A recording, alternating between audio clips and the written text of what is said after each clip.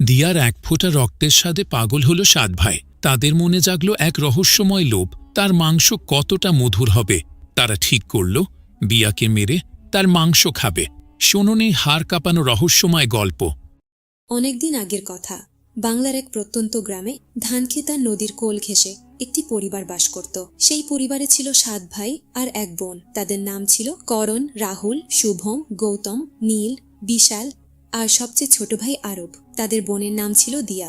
বাবা মা খুব অল্প বয়সেই মারা গিয়েছিলেন, তাই ভাই বোনেরা নিজেরাই জীবনের কাজকর্ম শিখে নিয়েছিল। 7 ভাই তাদের বোন দিয়াকে খুব ভালোবাসত।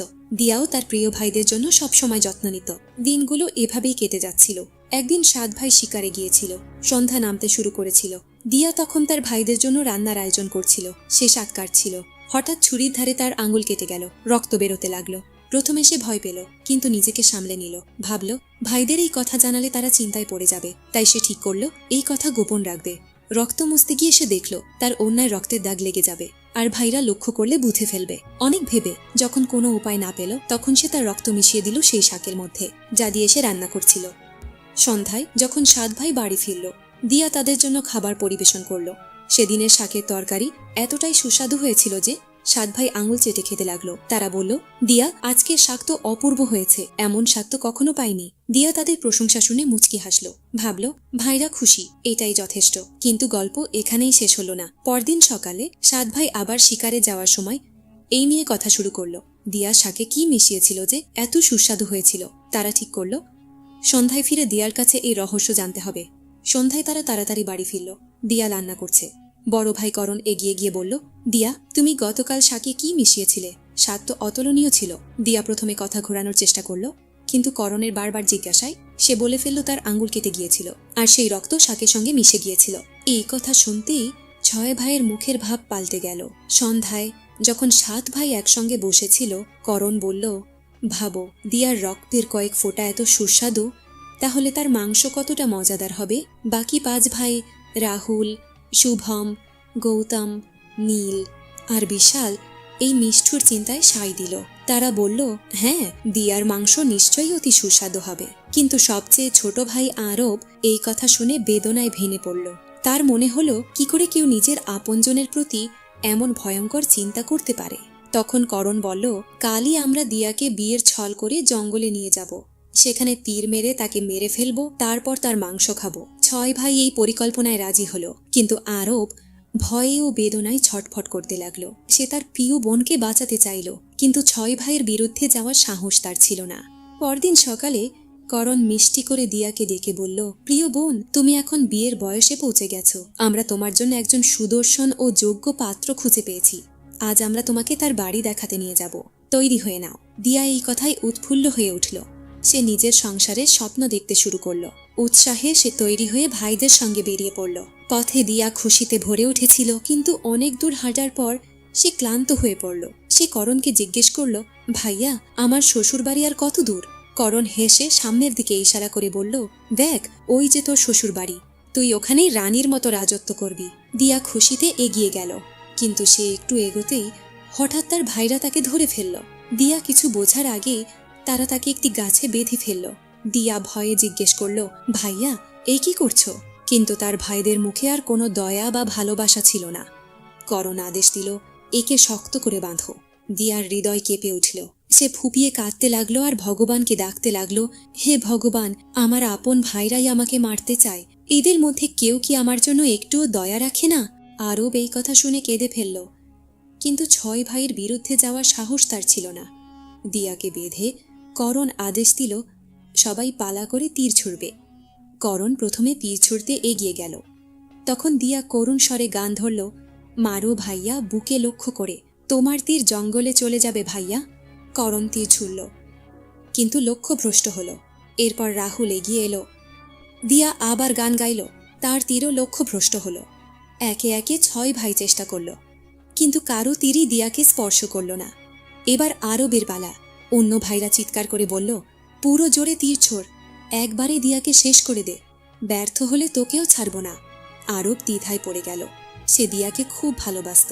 দিয়া দেখল তার ছোট ভাইয়ের জীবন বিপদে পড়েছে। সে মনে মনে ঠিক করল সে নিজের প্রাণ বিসর্জন দেবে, কিন্তু আরবকে বাঁচাবে।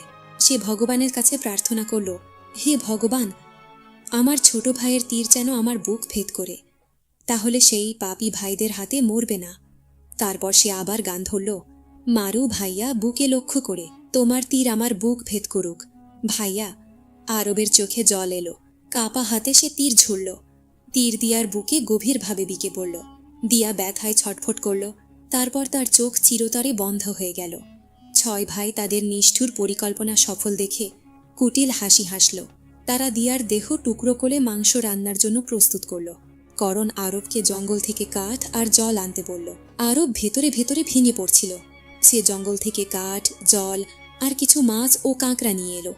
সে মনে মনে ঠিক করল সে তার বোনের মাংস খাবে না, কিন্তু প্রতিবাদ করলে ভাইরা তাকেও মেরে ফেলবে। খাবার তৈরি হলো। আরব গোপনে তার থালার নিচে একটি গর্ত খুঁড়ে রেখেছিল। দিয়ার মাংস তার থালায় পরিবেশিত হতেই সে তা গর্তে ফেলে দিয়ে মাছ আর কাঁকড়া খেতে লাগলো। বাকি 6 ভাই দিয়ার হাড় চিবিয়ে খেল। খাওয়া শেষ হলে করণ আরবকে বলল, এই ঝুটো সাফ কর। আরব দিয়ার হাড় ও অবশিষ্ট অংশ সংগ্রহ করে গোপনে সেই গর্তে পুঁতে মাটি দিয়ে ঢেকে দিল। সময়ের সঙ্গে সঙ্গে সেই জায়গায় একটি বাঁশের চারা গজালো, আর ধীরে ধীরে সেখানে বাঁশের ঝাড় তৈরি হলো। একদিন এক সাধু সেই পথ দিয়ে যাচ্ছিলেন।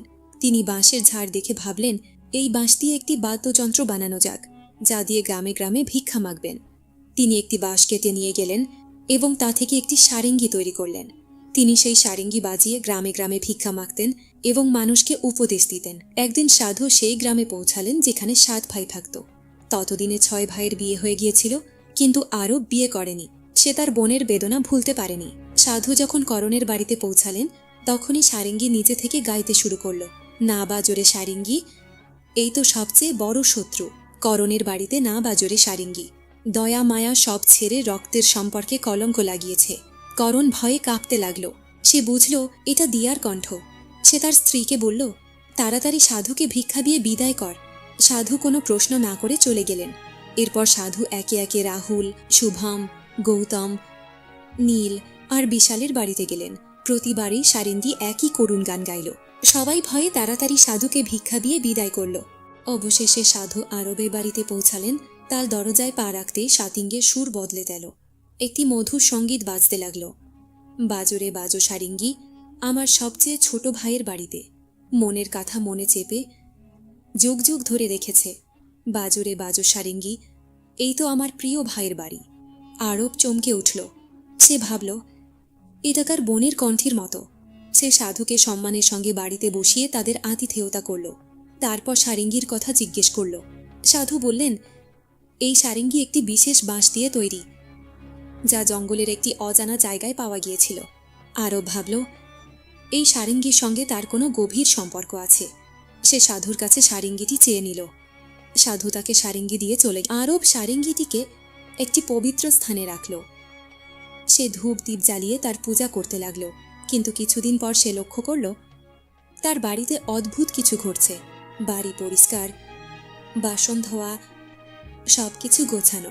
প্রথমে সে ভাবল পাড়ার কেউ বা তার ভাবিরা সাহায্য করছে, কিন্তু যখন এটা প্রতিদিন ঘটতে লাগলো, তার সন্দেহ বাড়ল। সে ভাবিদের জিজ্ঞেস করল, কিন্তু তারা বলল তাদের নিজেদের কাজেরই সময় হয় না। আরব সত্য জানার জন্য এক রাতে বাড়ির এক কোণে লুকিয়ে রইল। মাঝরাতে একটি হালকা শব্দ শুনল। সারেঙ্গি থেকে আলো বেরোতে লাগলো। ধীরে ধীরে একটি ছায়া উঠল, যা একটি মেয়ের আকার নিল। আরব দেখল সেই মেয়ে তার মৃত বোন দিয়ার মতো। সে বাড়ি পরিষ্কার করতে লাগলো। তার প্রতিটি কাজে ছিল আপনজনের মতো যত্ন। কাজ শেষ করে সে আবার সারেঙ্গিতে মিলিয়ে গেল। আরব হতবাক হয়ে গেল। পরদিন সেই রহস্য তার বড় ভাবিকে জানাল। ভাবি বললেন, যদি এটা সত্যি হয় তবে একটা উপায় আছে। যখন সে সারেঙ্গি থেকে বেরোবে, তুমি তৎক্ষণাৎ সারেঙ্গিটা আগুনে ফেলে দিয়ে তার উপর তুলসী জাল ছড়িয়ে দেবে। এতে তার আত্মা শরীরের বন্ধন থেকে মুক্ত হবে। কিন্তু দেরি করলে সে চিরকালের জন্য হারিয়ে যেতে পারে। আরব সেই রাতেই প্রস্তুত হল। সে আবার লুকিয়ে বসল। মাঝরাতে দিয়া আবার সারেঙ্গি থেকে বেরিয়ে এলো। কাজ শেষ করে যখন সে সারেঙ্গির দিকে ফিরল, আরব দ্রুত সারেঙ্গিটা আগুনে ফেলে তুলসী জাল ছড়িয়ে দিল। সারেঙ্গি জ্বলতে জ্বলতে তীব্র আলো ছাড়াল। দিয়া থমকে দাঁড়াল। তুলসী জলের ছোবই ধীরে ধীরে মানুষের রূপে ফিরে এলো। আরব অবাক হয়ে দেখল তার বোন জীবিত হয়ে তার সামনে দাঁড়িয়ে। দুজনে কেঁদে একে অপরের গলা জড়িয়ে ধরল। কিন্তু গল্প এখানে শেষ হলো না। আরব ঠিক করল সে তার ভাইদের তাদের পাপের শাস্তি দেবে। সে গ্রামের সবাইকে ডেকে একত্রিত করল। কাঁপা গলায় বলতে শুরু করল, আজ আমি একটি ভয়ঙ্কর সত্য বলতে চাই। আমার বোন দিয়ার মৃত্যু কোনো দুর্ঘটনা ছিল না। আমার 6 ভাই তাকে বিয়ের ছল করে জঙ্গলে নিয়ে গিয়েছিল। আমার হাতে তাকে হত্যা করিয়েছিল এবং তার মাংস রান্না করে খেয়েছিল। কিন্তু ভগবানের কৃপায় আমার বোন আজ আমাদের মাঝে ফিরে এসেছে। দিয়াকে সবার সামনে আনা হলো। তাকে দেখে গ্রামবাসী হতবাক হলো। তারা বিশ্বাস করতে পারছিল না যে মৃত মেয়ে আবার জীবিত হয়ে ফিরে এসেছে। গ্রামবাসীরা খুবই ফেটে পড়ল। তারা বলল, এই পাপীদের গ্রামে থাকার কোনো অধিকার নেই।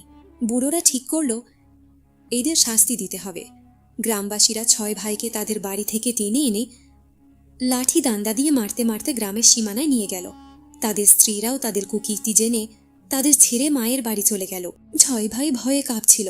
তারা গ্রামবাসীর কাছে প্রাণ ভিক্ষা চাইল, কিন্তু কেউ তাদের উপর দয়া দেখালো না। তখন দিয়া আর থাকতে পারল না। সে কেঁদে গ্রামবাসীদের কাছে বলল, আমি জানি আমার ভাইদের অপরাধ ক্ষমার অযোগ্য, কিন্তু তারা আমার আপন ভাই। তাদের ভুলের জন্য পস্তাচ্ছে। আমি হাত জোর করে বলছি তাদের একটা সুযোগ দিন। দিয়ার ক্ষমা ও ভালোবাসা দেখে গ্রামবাসীর মন গলল। তারা 6 ভাইকে মাফ করে দিল। ভাইরা দিয়ার পায়ে পড়ে ক্ষমা চাইল। দিয়া তাদের ক্ষমা করে দিল। সবাই একে অপরের গলা জড়িয়ে কাঁদতে লাগল। গ্রামবাসীর চোখেও জল এলো। তারপর সবাই বাড়ি ফিরল। ভাইরা দিয়াকে আগের চেয়েও বেশি যত্ন করতে লাগলো। তারা হাসি খুশি জীবনযাপন শুরু করল। এই গল্পটি কেমন লাগলো? এমন আরও সুন্দর গল্পের জন্য আমাদের চ্যানেল সাবস্ক্রাইব করুন। পরবর্তী গল্পে আবার দেখা।